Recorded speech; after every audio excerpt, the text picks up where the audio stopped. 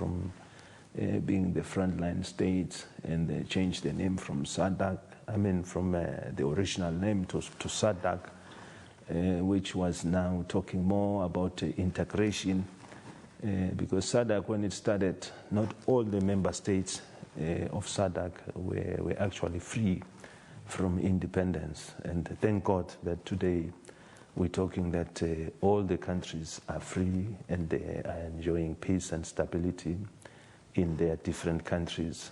Obviously, there are still challenges there and there, because in life, you always come across to many, many challenges. So when we assume the chairmanship of SADC, we obviously looked at all the other chair who have been chairing the organization, what they've done, and we also have analyzed our position as a country, what we can contribute.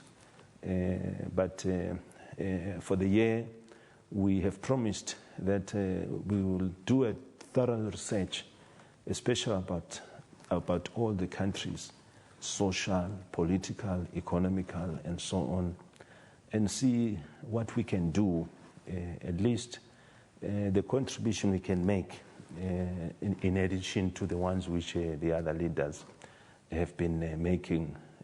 If you recall that the theme of this year was to mobilize resources for energy and so on, and we of course have a shortfall in there, that most of the countries, when it comes to economical activities, are not very strong because of lack of fundings and so on. So that in terms of implementation of programs. Now, Your Majesty, you mentioned quite prominently resource mobilization. What are your views on the painfully slow economic growth affecting the entire sub-region? Well, we are very sad because, when you look at the whole continent in Africa, for instance, it's kind of slow. If you look at other regions around in the world, their economy is very, very strong. Their social and all structures very, very strong in many, many things. But when it comes to Africa, there's still many, many challenges. We still have shortfalls. Economical is not strong. Social unemployment, disease, and all these things, which is affecting the whole continent so rapidly. And even through the African Union, we have this Agenda 2063, that is to try and see how Africa, the whole of Africa, can become a better off place. But I think they're starting with the regions, with SADC and all the other regional groupings around. If we start there, then slowly we can move along, and eventually the whole of Africa becomes a very strong powerhouse. But I think it's important to first start with smaller countries as regional groupings, analyze what is the situation, what is the problem. Why don't we make serious, progress? Because we all of us have different programs that we wish to see implemented, and we wish to see lives and so on. I think it is high time we really analyze why difficulty is there, especially because when you look at most of the natural resource minerals that we have available to our disposal. But with all this disposal of minerals which are here in front of us, we still have many, many problems. Even in terms of getting people to give guarantee for the money, if we are asking to borrow money from there, and we can make use of the natural resources that we have, but we are unable to do that. So one has to find out what is the problem. With all these minerals that we have, if we want to borrow a loan from somewhere outside beyond Africa, what is the difficulty in saying, okay, here are the minerals that we have, let's place the minerals against the loan and then go there. maybe not one country doing it on it or doing it on its own. Now, during the close of the SADC summit, which was here in Swaziland just last month, you promised to establish a SADC University of Transformation. Can you talk us through what form and shape the institution will take, and maybe you might as well talk to us about the cost of the infrastructure and about the funding of the project and why you chose Swaziland as the host of the university, given the country's own challenges in terms of offering adequate funding for students at tertiary institutions. Well, if one goes back many years, when SADC had the different portfolios, every country was given a certain portfolio.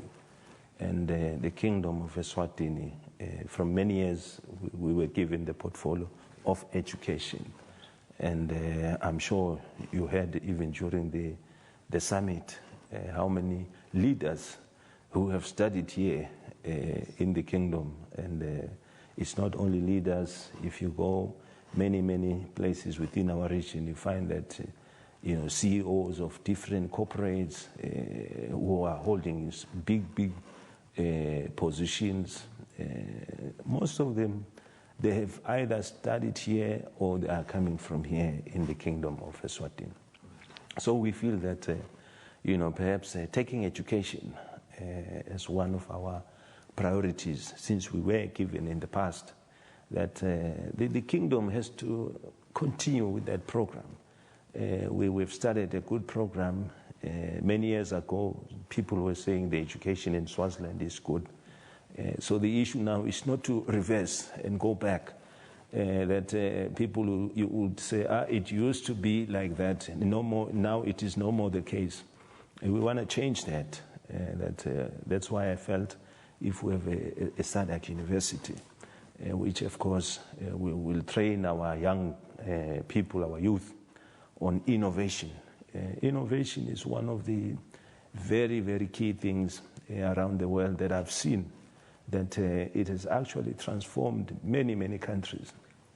I've been to Asia, Europe, where they have this kind of science and biotech, where they are producing billions from there.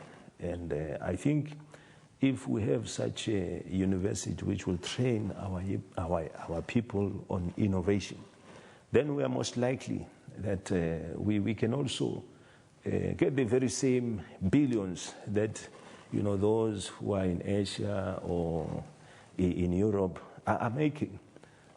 But of course, without a very strong training and a very strong background, we cannot be able to achieve these results. So with a very strong university, the possibilities are there. Obviously, to do such a university will cost a lot of money. So we now have to look at ways and means how to establish that university. Already there are some organizations, especially which are running like science parks, or innovation parks around the world, which we are already in contact with them. And some of them have given assurance that they will also be part of this process of doing the university.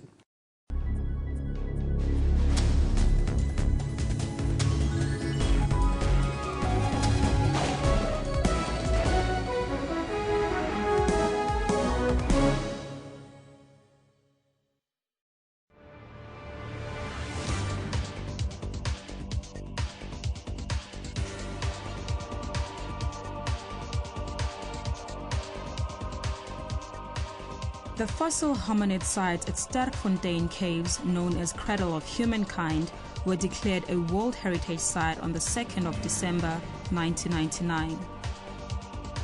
The Cradle of Humankind covers an area of over 47,000 hectares of privately owned land northwest of Johannesburg. Most of the site is on dolomite, a rock type which is slightly soluble in water. There are currently over 200 caves on the site and 13 fossil sites. We know that Australopithecus africanus were present in the cradle from about 2 to 4 million years ago. It is generally known that hominids are close relatives of human ancestors.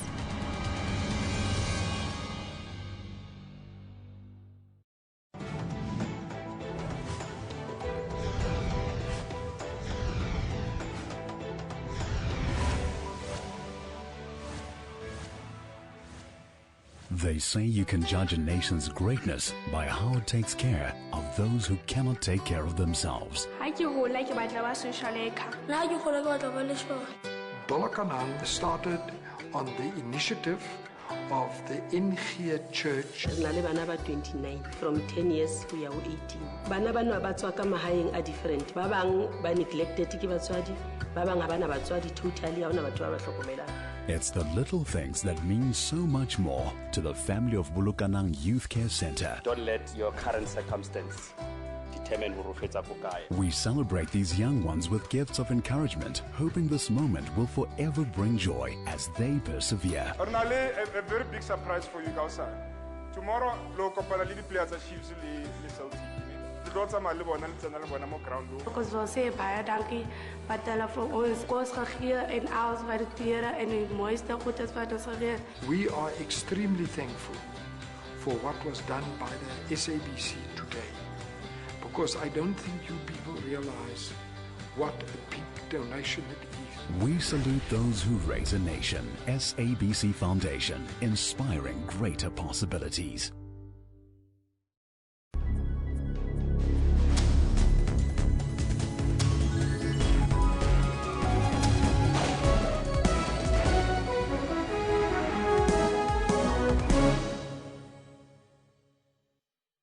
What's your take on African leaders who sort of manipulate the constitution just to hold on to power?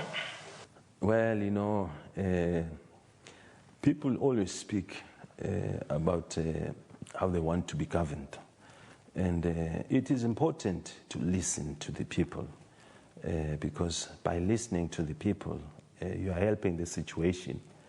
If the people, say we want to be governed in this way, there will be no problem. There will be nobody who will come and perhaps try and use force because they want their message to be heard, because they know that they've made a resolution that this is the way how they want to be governed. The same thing here, which applies in the kingdom, which I'm sure it applies to the rest of many other countries within Africa, that we rule by consensus. We rule by always listening to the people, what the people are asking, and any decision that the people make, that once it is made by the whole nation, then by all means one should abide by that rule. Because if you divert from that situation, then you find yourself that you are going to now try and solve the situation by using the barrel of the gun. And yet the barrel of the gun, it has demonstrated around the world that it's no solution to no one. There is no problem that can be found by using the barrel of the gun. The only way we can always find solutions is always by talking, dialogue. If you dialogue to each other, come to an understanding, people, whatever decision is there, they feel we are part of that decision, or whatever position the leader wants to put himself, the people around should always say, we are part of what this person is doing, and therefore there will be no problems. There will always be peace and stability in that country. Your Majesty, speaking of the barrel of the gun, as you mentioned, we've seen reports in the Democratic Republic of the Congo of dozens of people dying as a result of violence emanating from President Joseph Kabila's intention to run for a third term, and very much against the constitutional dictates. And we've also seen anti-Mugabe sentiments brewing again in Zimbabwe, and as well as renewed conflict between Renamo and Frelimo in Mozambique. What is your take on the emerging conflicts within the SADC region, and how do you aim to tackle that within, as you assume the chair?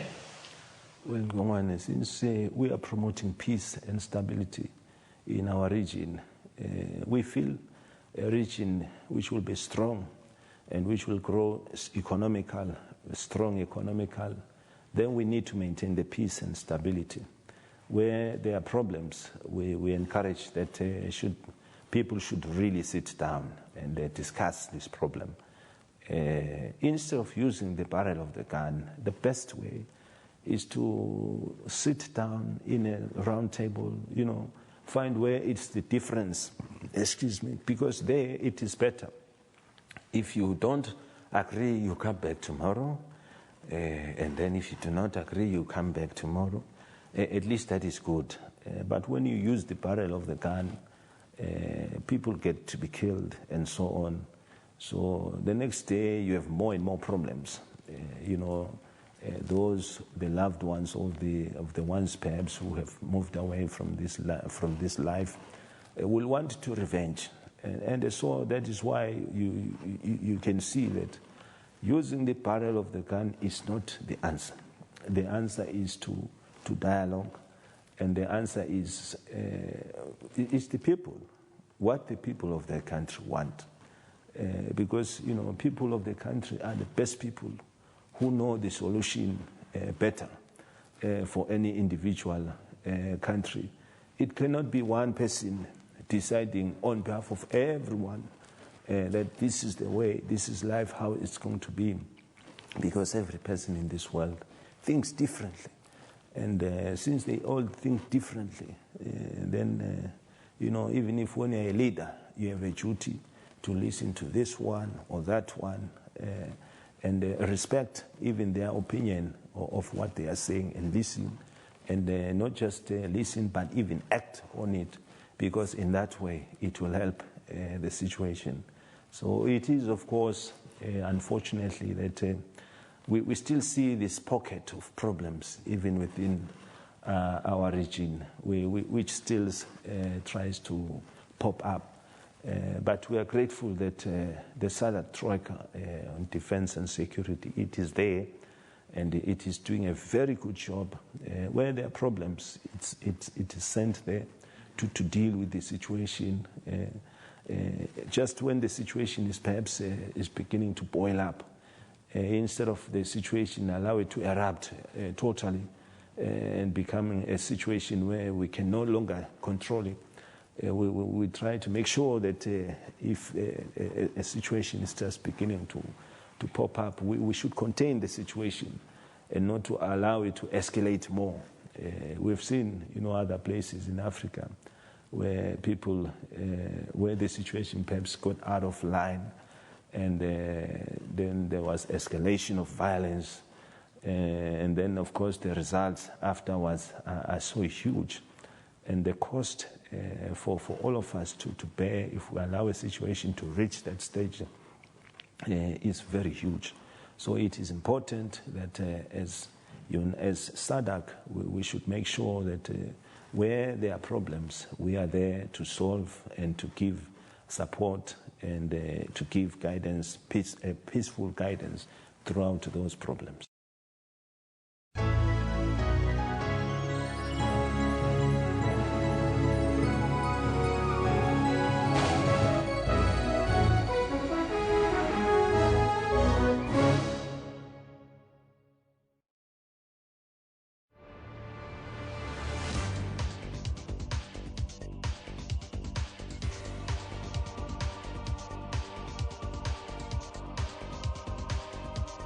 The Kalahari Transfrontier Park is a large in southern Africa. Kalahari means place of thirst. The total area is 38,000 square kilometers. Approximately 3/4 of the park lie in Botswana and 1/4 in South Africa. South Africa embraced the concept of transfrontiers linking ecological reserves across national borders. On the 12th of May 2000, President Festus Mogae of Botswana and Thabo Mbeki of South Africa formally launched South Africa's first peace park. It has 200 species of birds, including vultures, mammalians such as black Kalahari lions, and large herds of herbivores, namely elands, springboks, blue velvet ears, and more.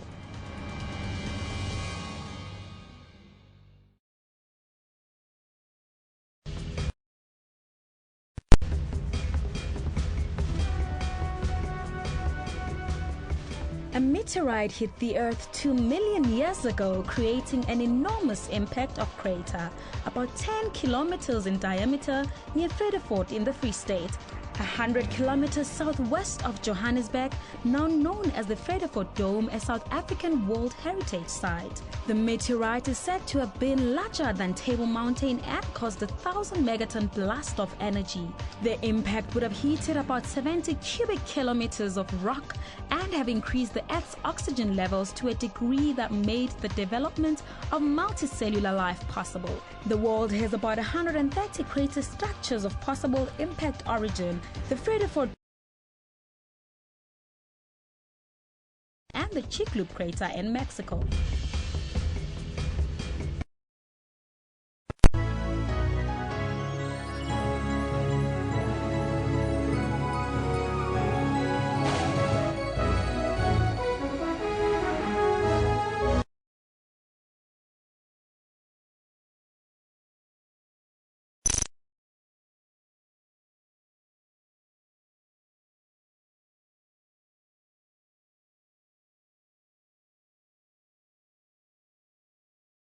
Just a couple